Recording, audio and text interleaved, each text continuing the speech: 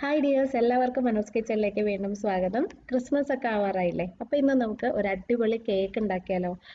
Chocolate ബ്രൗണിയും vanilla butter കേക്കും ഒരേ കേക്കിൽ തന്നെ ലെയർ ആയിട്ട് വരുന്ന ബ്രൗണി ബട്ടർ കേക്കാണ് കേട്ടോ.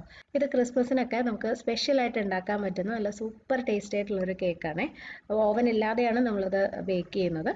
അപ്പോൾ ഇതെങ്ങനെയാണ് റെഡിയാക്കുന്നതെന്ന് നോക്കാം. അപ്പോൾ ആദ്യം നമുക്ക് ചോക്ലേറ്റ് ലെയർ ബേക്ക് ചെയ്യാം. അതിനായിട്ടൊരു ബൗളിൽ ഒരു അരിപ്പ വെച്ചിട്ട് അതിനകത്തേക്ക് ഒരു 1/4 കപ്പ് മൈദ, 1/4 കപ്പ് പൊടിച്ച പഞ്ചസാര, 1/2 cup cocoa powder, 1 teaspoon baking powder, baking soda വേണ്ട, 1 ടീസ്പൂൺ ബേക്കിംഗ് പൗഡറാണ്, പിന്നെ ഒരു 1/4 ടീസ്പൂൺ ഉപ്പ്. ഇനി ഇതെല്ലാം നമുക്കൊന്ന് അരിച്ചെടുക്കാം. ഈ പഞ്ചസാര പൊടിച്ചതിന് ശേഷമാണ് 1/4 കപ്പ് അളന്നെടുത്തത് കേട്ടോ. ഇനി ഇത് നന്നായിട്ടൊന്ന് മിക്സും കൂടി ചെയ്ത് വെക്കാം. കൊക്കോ പൗഡറിൽ ചെറിയ തരികളുണ്ടാവും, അത് പോകാനായിട്ടാണ് നമ്മൾ അരിച്ചെടുക്കുന്നത് കേട്ടോ. നന്നായിട്ട് മിക്സ് ചെയ്യാം. ഇതങ്ങോട്ട് മാറ്റി വയ്ക്കാം. ഇനി ഒരു ബൗളിൽ 1/2 കപ്പ് ബട്ടർ എടുക്കുക. അൺസോൾട്ടഡ് ബട്ടറാണേ. ഇതിനകത്തേക്കൊരു 2 ടേബിൾ സ്പൂൺ എണ്ണയും കൂടി ഒഴിക്കാം. ഞാൻ സൺഫ്ലവർ ഓയിലാണ് എടുത്തിരിക്കുന്നത്. അധികം ഫ്ലേവർ ഇല്ലാത്ത ഏതെങ്കിലും എണ്ണ എടുക്കണം. അപ്പോൾ സൺഫ്ലവർ ഓയിലോ കനോല ഓയിൽ, വെജിറ്റബിൾ ഓയിൽ അങ്ങനെയുള്ള ഏതെങ്കിലും എടുത്താൽ മതി. ഇനി ഇത് രണ്ടും കൂടി നന്നായിട്ടൊന്ന് മിക്സ് ചെയ്ത് വെക്കാം. ഇതിന് നമുക്ക് ബീറ്ററിൻ്റെ ഒന്നും ആവശ്യമില്ല. സ്പൂൺ വെച്ചോ അല്ലെങ്കിൽ ഒരു വിസ്ക് വെച്ചോ തന്നെ ചെയ്താൽ മതി. രണ്ടും കൂടി നന്നായിട്ട് മിക്സ് ചെയ്യുക. ബട്ടർ എപ്പോഴും നല്ല സോഫ്റ്റ് ആയിരിക്കാൻ ശ്രദ്ധിക്കണം. ഇനി ഇതിനകത്തേക്ക് നമുക്ക് 2 മുട്ട ചേർത്ത് കൊടുക്കാം. ഓരോ മുട്ടയായിട്ട് ചേർത്തിട്ട് ആ ബട്ടറിൽ നല്ലോണം അങ്ങ് മിക്സ് ചെയ്ത് എടുത്താൽ മതി.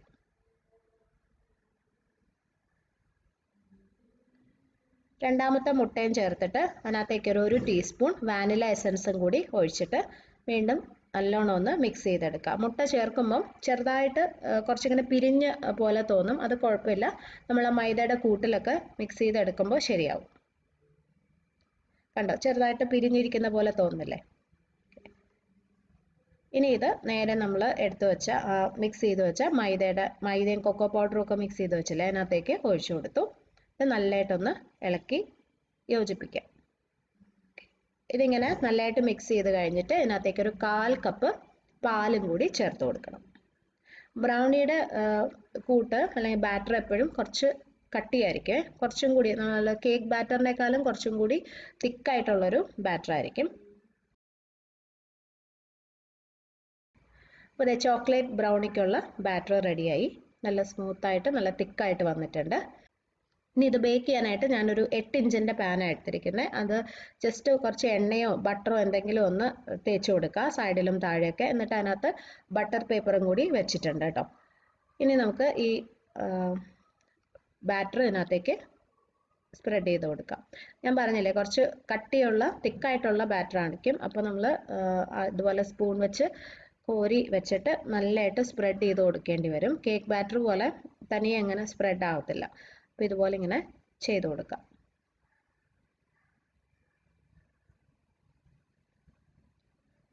പിന്നെ നമുക്കിത് ബേക്ക് ചെയ്യാനായിട്ട് വെക്കാം. ഞാനിന്ന് സ്റ്റൗ ടോപ്പിൽ വെച്ചിട്ടാണ് ചെയ്യുന്നത്. ഓവനിൽ വേണമെങ്കിലും നിങ്ങൾക്ക് ബേക്ക് ചെയ്യാം.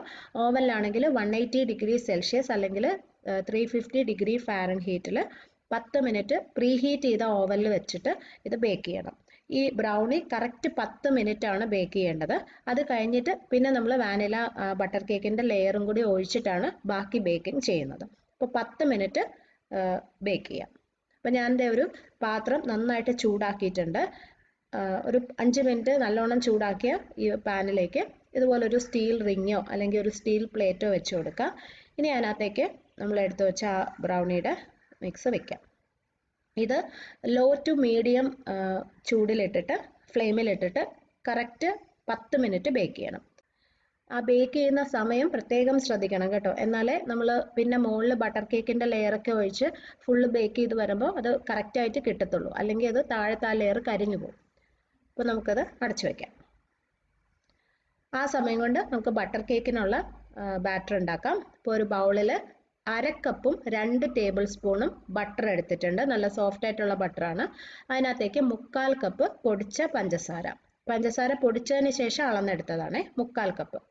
ഇനി ഇത് രണ്ടും കൂടി നമുക്ക് നന്നായിട്ട് ബീറ്റ് ചെയ്തെടുക്കണം. ഇതിനൊരു ബീറ്റർ ഉപയോഗിക്കുന്നതാണ്, ഹാൻഡ് ബീറ്റർ ഉപയോഗിക്കുന്നതാണ് കേട്ടോ ഏറ്റവും നല്ലത്. കാരണം ഈ ബട്ടറും പഞ്ചസാരയും കൂടി നമ്മൾ എത്രത്തോളം നന്നായിട്ട് ബീറ്റ് ചെയ്ത് നല്ല ക്രീം ആക്കി എടുക്കുന്നോ കേക്ക് അത്രയും സോഫ്റ്റ് ആയിരിക്കും.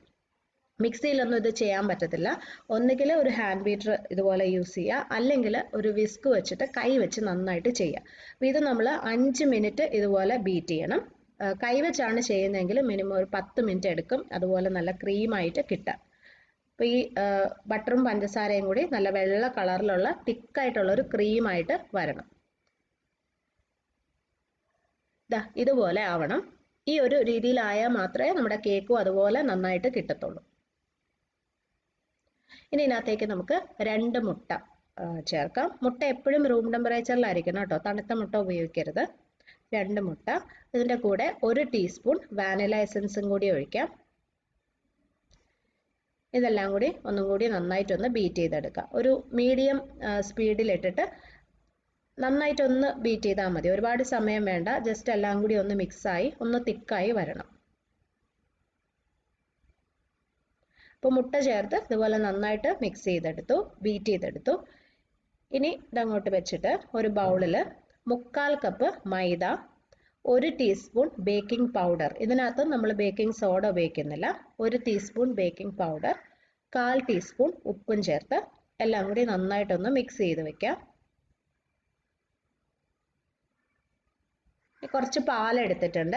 അത് 80 ml അല്ലെങ്കിൽ 1/3 കപ്പ് പാലാണ് എടുത്തിരിക്കുന്നത്.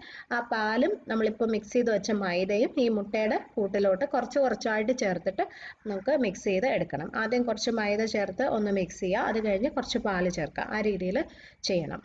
ഏറ്റവും ലോ സ്പീഡിൽ ഇട്ടിട്ട് മിക്സ് ചെയ്യണം. ഓവറായിട്ട് നമ്മൾ ബീറ്റ് ചെയ്ത് കഴിഞ്ഞാൽ കേക്ക് സോഫ്റ്റ് ആയിട്ട് കിട്ടത്തില്ല. ഇപ്പോൾ പതുക്കെ മിക്സ് ചെയ്യുക. ഇപ്പോൾ ഇതിപ്പം ഒന്നിൽ ഹാൻഡ് ബീറ്റർ വെച്ച് ചെയ്യാം, അല്ലെങ്കിൽ ഒരു സ്പൂൺ വെച്ച് പതുക്കെ മിക്സ് ചെയ്താലും മതി. അപ്പോൾ ഞാൻ വീണ്ടും കുറച്ച് പാല് ചേർത്തു. അപ്പോൾ ഈ ഒരു രീതിയിൽ നമുക്ക് മൈദയും പാലും ഫുള്ള് ഇതിനകത്തോട്ട് ചേർക്കാം.